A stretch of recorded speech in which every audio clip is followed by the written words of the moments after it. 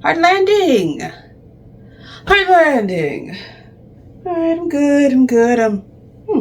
This is interesting. Why did the magic put this on me? But where the hell even am I? Let me see. This place isn't familiar. I hear swords. Where are they coming? Yep, I see it. There's knights. They're fighting for their king and glory and the stuff. Okay. Yeah. Good luck for them. I'm gonna go find myself a turkey leg.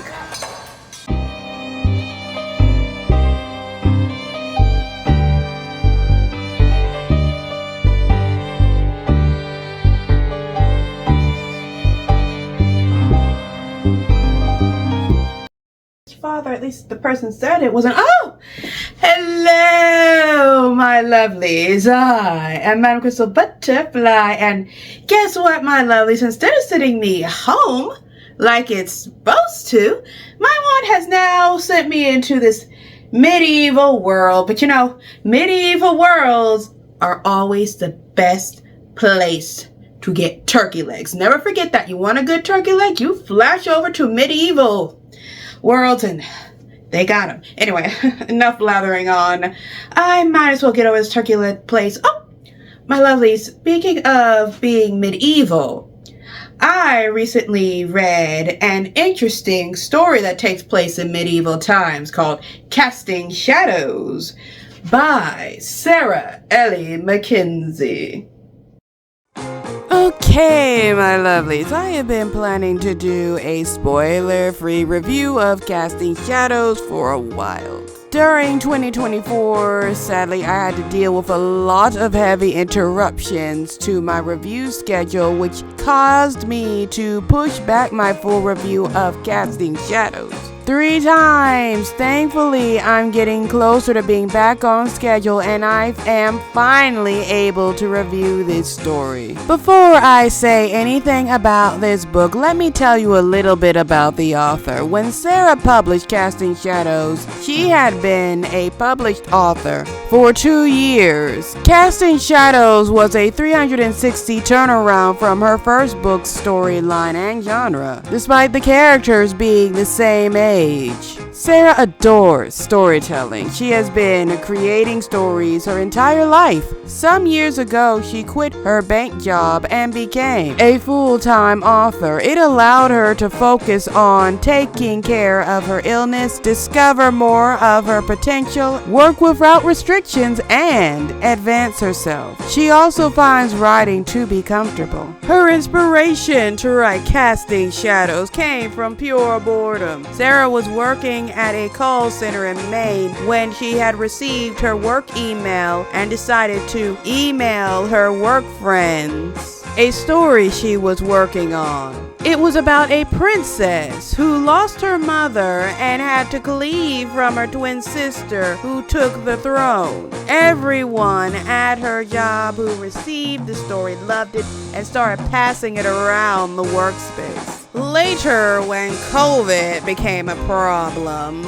she decided to flesh out the story she had sent to her co-workers more instead of working on a story involving the Salem witch trials. When it came time to publish her story, initially she was afraid it was going to end up the same way her first book did.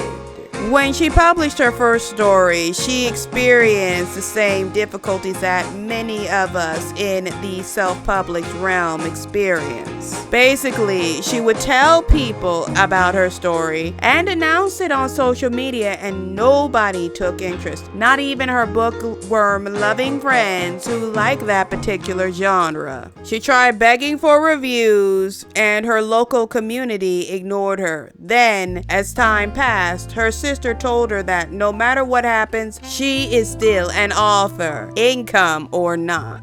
Who cares what others say? So Sara stopped being afraid and published what she wanted. It is the best thing about being self-published because nobody can tell you what to put in your book. Now, does this author plot to create more books? You betcha. She has big plans to publish a lot more books. Casting Shadows is book 1 of an original series of 7 books, so far at least, and many planned spin-off series. She has several other book series in mind as well, from detective stories to other fantasy worlds. When I asked this author why she loves books so much, she told me that she loves bookish magic. There are people and places like her who overcome their obstacles and defeat what is inside them, dark and light. It has been a good distraction when she needs one, and she cannot thank authors enough for the magical bookish beauty. I'ma make you mine tonight, pulling your hair, baby. I feel you breathing on me, on you.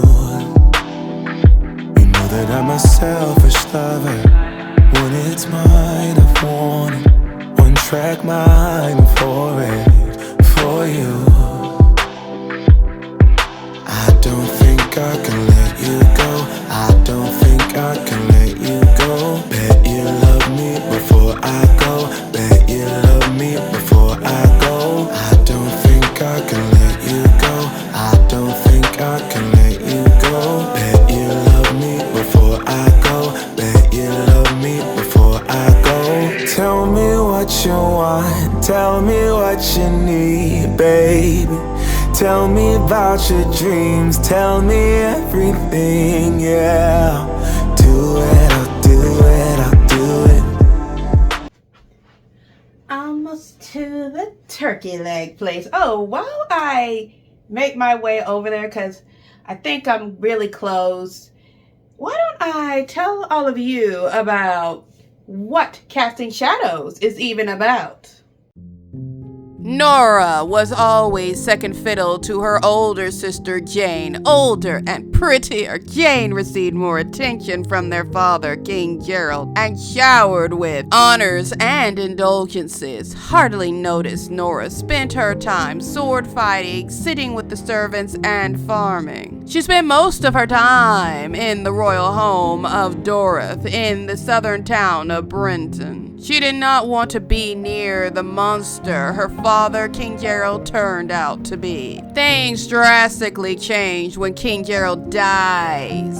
With no male heir, Jayne became the new queen of Kellenard. She does not readily name her sister as her heir, though Nora is trapped into her loyalty and treated like a prisoner. It is not just a journey through destruction, banishment, and accusations of treason that Nora has to shift through. She now has to decide what is best for Kellenard. She grew up knowing that she had to make sacrifices for her homeland. Now was the time for Nora to make the hardest decisions of her life. Darn it! Darn it! Apparently, the plague's been running around and all the turkeys caught the plague, so I am not getting a turkey leg. Oh well, this isn't anywhere near as bad as what happened to poor Nora.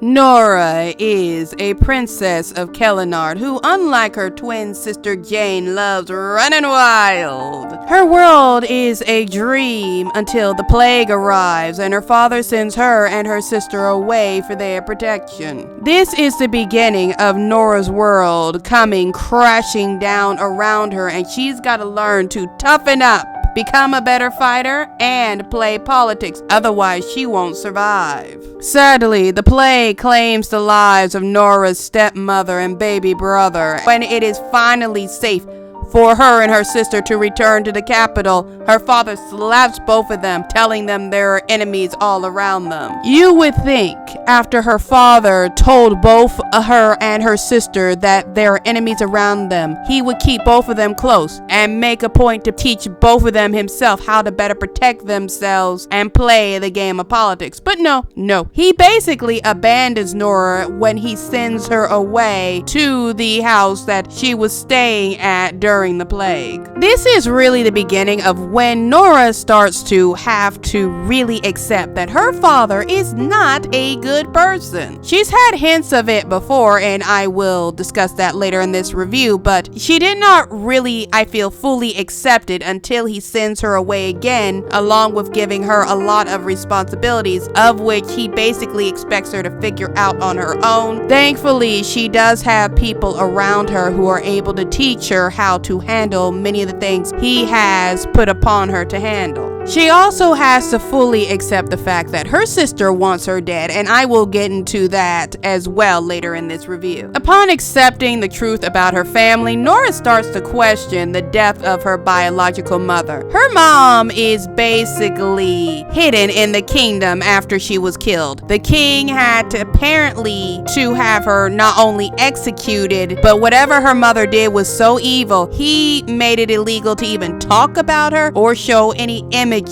of her. And Nora is at a point where she is all out of fucks to give about what her father wants and wants to know more about her mother and what really happened to her. Why did her father want or have to have her killed? Digging deeper into what happened to her mother starts to lead Nora down a path of discovering not only secrets about her father in the past, but also a lot of secrets some high-ranking nobles would like to keep hidden.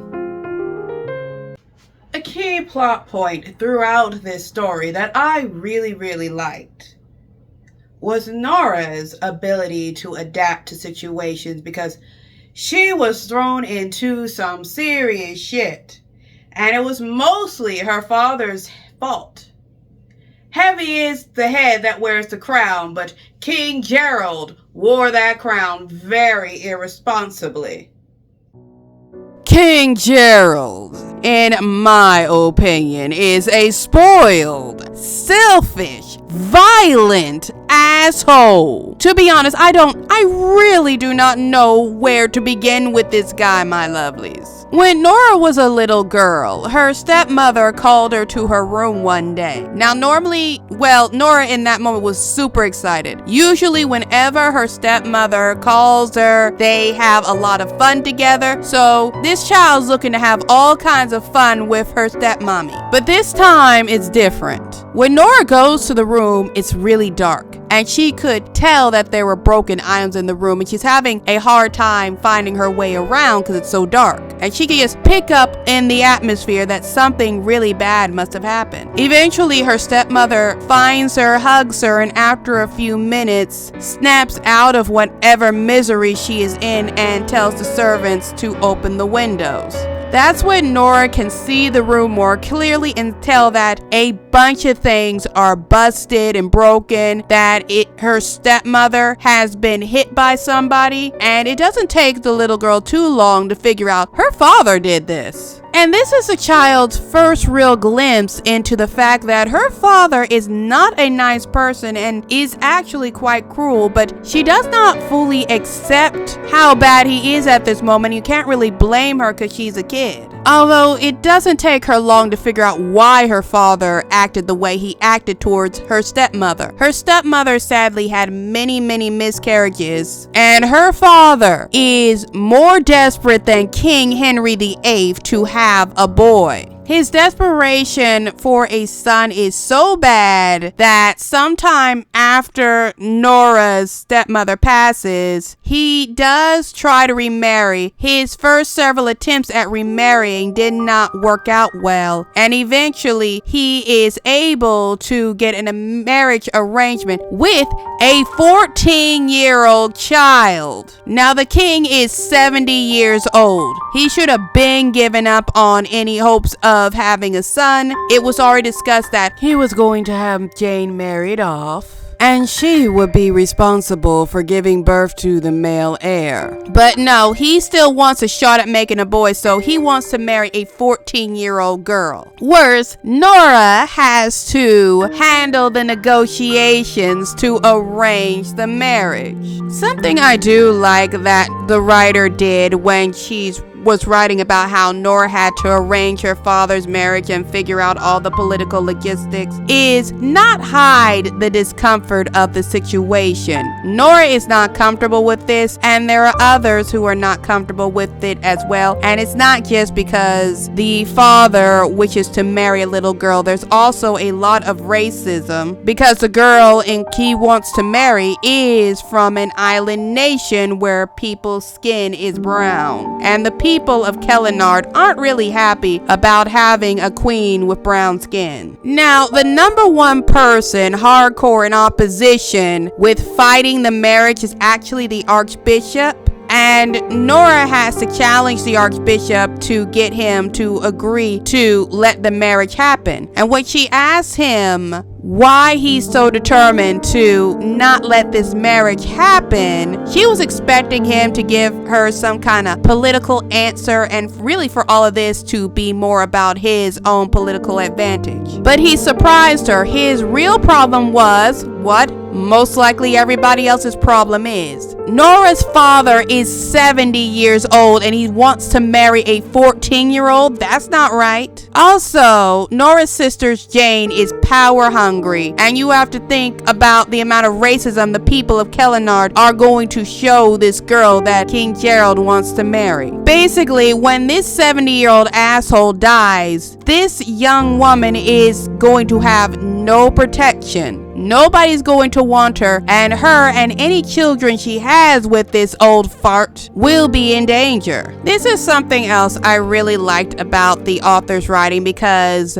the moment the Archbishop brings this up, and other moments in the story that I am not going to get into because this review is spoiler free, it really gives this story more of a feeling of being real, because it's showing people's prejudices along with how a lot of powerful people are allowed to do whatever they want despite the consequences they may bring. This really brought more of a real world setting to this story, and I just love that the author did that.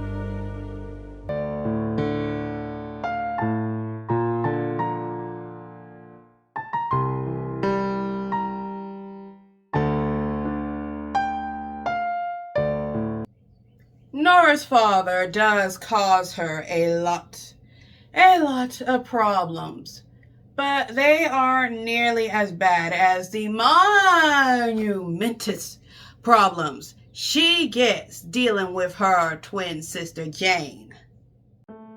I'm not going to get too deep into Kellenard's political system. What I will say is, because Jayne is the older twin and they're only girls, no boys, Jayne gets the position of Princess Royal, meaning she will get the throne when her father dies. Jayne is a power-hungry little bee, and she is determined to protect her position. This child is absolutely horrible. Like, for example, when Jayne and Nora were really little, their stepmother, as I mentioned earlier, had several miscarriages. Jayne always got nervous when their stepmama got pregnant, because if she gave birth to a boy, that would mean Jayne would no longer be Princess Royal and have to take a step back in power. And one time when Jayne's personal crisis of not wanting a brother was averted because her stepmother had another miscarriage, to celebrate, the little bitch killed her stepmother's dog and hung the animal's corpse outside the woman's window. And was she punished for this? No. Her father and other servants would be like, oh, it can't be helped, nothing we can do. And Jayne was pretty much, for the most part, but not always, but for the most part, allowed to do whatever she felt like.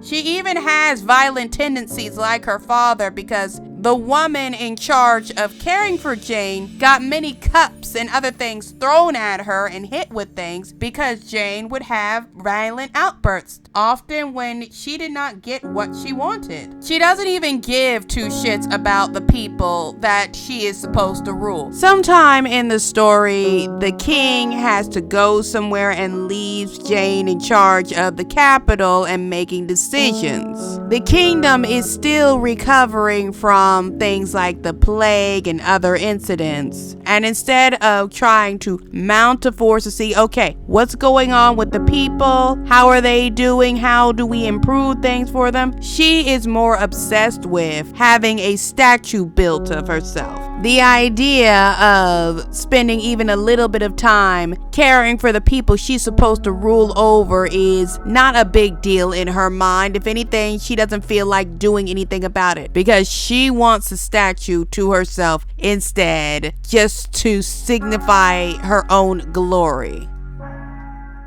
Okay, my lovelies, I was going to use my wand to, check out this place and continue to try to get home, but it's acting funny again, so I'm going to see if there's a place here I can take it to, maybe get it fixed this time.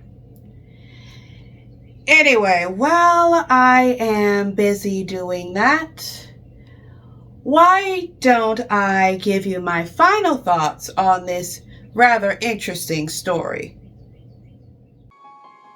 Alright, yes, I was complaining about the king, and I complained about that little bratty princess, but despite my complaints about them, I actually really did enjoy those characters because these are a couple of very well written villains. And I like the conflict that this character is having with these villains because she's thinking, yes, these are her family members and everything. And part of her does love them, but at the same time, she's acknowledging that they're evil people. And her dealing with the conflict that her family is evil was interesting to read, especially when she accepts the fact that she's going to have to step up more. Otherwise, she and her kingdom are going to be in a lot of danger. Also, the other characters in the story are a lot of fun, especially when they are assisting Nora with trying to fight back for herself and be able to mount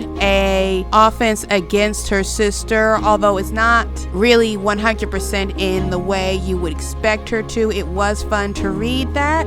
And the last thing I am going to say is I also liked how this author handled the issue with the clergy in this story. And by that I mean, normally with books like this, the entire clergy is 100% completely evil, no negotiating with them. They aren't framed as people, they're framed as monsters. I like that this author takes more of a human approach to the clergy and shows the main clergy member that this story interacts with, Archbishop Bay. I like how she shows, yes, he's a man who has made a lot of monumentous mistakes. But despite those mistakes, to a degree, and I do say to a degree because he's not a completely good person, he's not completely evil, and he does try to fight for what he feels is right by him, right for himself and for other people. I like the author taking that direction instead of doing the standard, the clergy is completely evil approach. It's more interesting to read. It makes the characters feel more human, like we're more in the real world, and it just makes this book more of a satisfying read.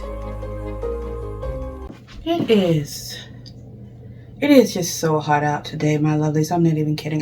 This is why I'm glad I always pack a fan for wherever I go, because you never know when you need one. Anyway, my lovelies, the wand's still acting up, and I've learned the nearest wand place is quite a ways away, and it's not that good, so I'm gonna mess with my wand myself for a while and see if I can use it to get home. But before I do that, let me tell you the butterfly score of this story. So when it comes to casting shadows, I am giving it the rating of 5 butterflies out of 5. This author's world building is simply amazing. Throughout the story, my immersion did not break. I was very, very immersed in this story. Very, very immersed in the characters. It was just such a serious page turner. I cannot recommend it enough. So I'm telling you right now, my lovelies, do yourself a favor and go and get a copy of this book. You will not regret it. Okay. Anyway, my lovelies, as a little favor to me, if you enjoy my videos, please give this video a like. Leave me a little comment. And if you have not yet, slap that subscribe button like it owes you money. And don't forget to give that little notification bell a ring, okay? And with that, my lovelies, this video is a wrap. Now, if you please, come with me as we dance into a world of magic.